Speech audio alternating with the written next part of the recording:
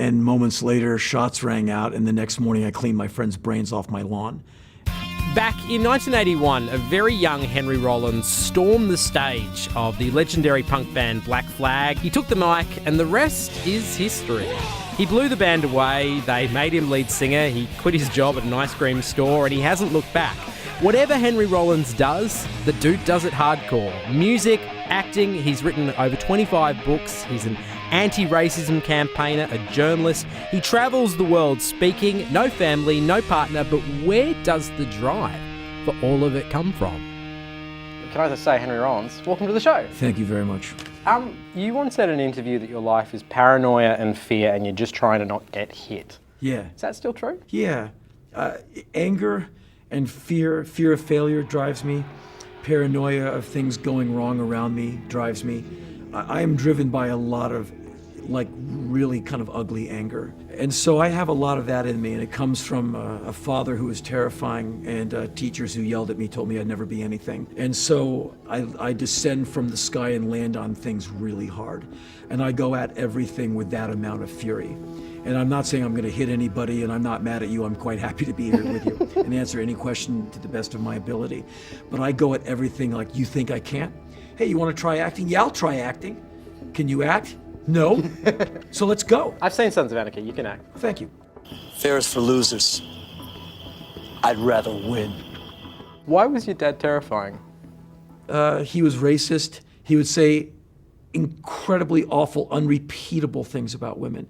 And when I was like really inappropriately young, he would tell me how to deal with women. And I cannot repeat what he said. Not even, it's so awful. It's misogyny on steroids. It's the King Kong of misogyny.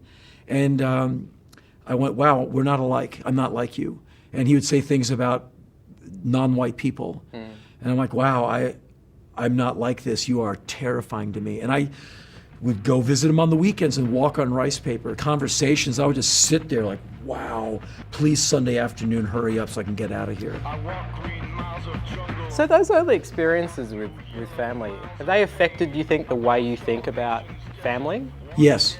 I have no interest in making a family. Yeah. In my, just for me, the way I have the final word is, this DNA is not going anywhere. It ends here. Because as far as I know, I'm an only child. As far as the combination of their DNA, Iris and Paul, it's never going forward because it ends here. And I'm not having any kids. That's just not going to happen. So you think you're gonna live your life alone, in darkness and seclusion? See, some people find that very sad. Well, let's get him a box of Kleenex. I don't find it sad at all. What is it about that DNA mix that you think needs to end with you? Oh, it's faulty. I'm a really sad sack of genes. I have my father's really uncontrollable anger. And it's really awful. And I've gotten better at curbing it, but man, it comes up out of nowhere, and it's not cool. Not like I'm, hitting women or kicking dogs. I don't have that. I just, out of nowhere, it just comes up. I'm like, wow, whoa, go back into your cave. And you're worried about passing that on? Oh, hell yeah. I would never inflict an innocent person with this. No way. Do you know, it is possible to produce children and improve But upon you roll the dice. Because I'm a lot like my dad. The more unenviable aspects of me, of which there are many, it's all from him. I'm not excusing my bad behavior, but I remember his tone of voice and his body posture at times, and I see myself do that. I'm like, wow, okay, this can never be repeated. Would you have been better off if you didn't know your dad? No, because he informed me politically. Okay. Like, never going to be racist, never going to be misogynist. I know what I don't want to be. Never going to be homophobic, because look at what it looks like. Look how terrifying and awful it is. Always afraid of the backhand! Always afraid of the backhand! I don't want to get hit in the face anymore!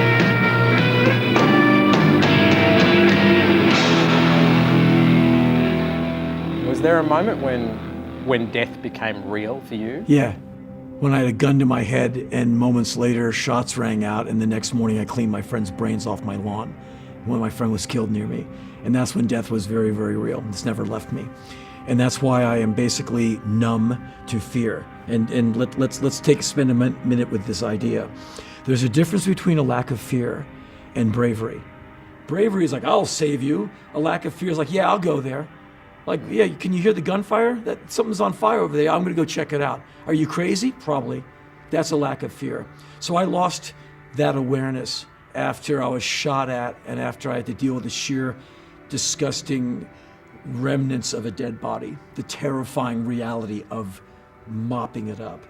And that was 25 years ago. What is it most people don't understand about the awful reality of death? You are forever smudged by it. You know, someone took a marker and marked you all up. You never get it off you. And it affects all of your relationships and your actions that it has for me. I am now a more hollow and kind of disconnected person after that. It's human relationships are difficult, and part of that is from that event. It's awful, and it remains so. I think of my friend every day. I can't not. Unable to express the pain of your distress, you withdraw deeper inside. You alienate. Hey, do you spend more time thinking about the future or the past? The future, Why is that? because I want it. Because the past holds all of your mistakes and humiliations. The future holds whatever you can make it. And so the past has already been determined. And it also holds all your victories and all your accomplishments. But all the bad stuff is there too, so why dwell? Learn from it and move on. Don't ignore it and don't say it didn't happen. Don't deny it. But you don't have to dwell in it and be miserable. That happens enough to us adults already. You see someone from your past, you're like, oh, it still hurts. But the future's ready for you to not make those mistakes and to make it great.